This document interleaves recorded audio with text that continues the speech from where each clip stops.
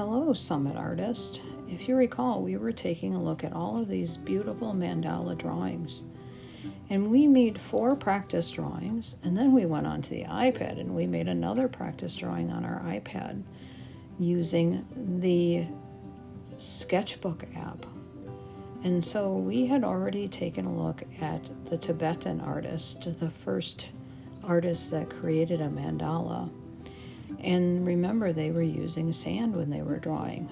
They were tapping the metal stick that was like a straw, and the sand would be placed all over their drawing. And what was important to them was the experience of making the art. So instead, we are going to be using a stick and a piece of paper called scratch art paper. And we're going to be using a method called Sgraffito, and Sgraffito means to scratch. And so we're taking our scratch art tool, that's a maple stick that has a point on the end. So it's different than a pencil. We don't want to be using a pencil to draw on the scratch art paper. We want to be using the Sgraffito tool to scratch the piece of scratch art paper. And all mandalas are in a circle. So I'm beginning in the center of my piece of paper, and I'm adding different design for each of my circles as they go around the mandala.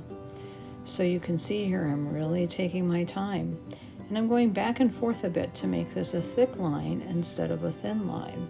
So that's one of the techniques that you can use as you make your mandala with a Sgraffito technique.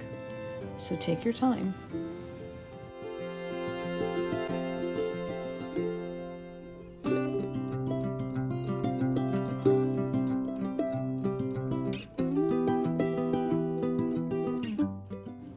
So artists, you should also be noticing in this area of my design, I am starting to fill in or make designs.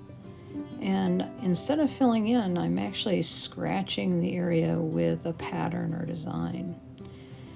So we don't want to scratch off all of the black because we won't see our patterns then. So take your time making sure that you're adding details in between all of your line designs.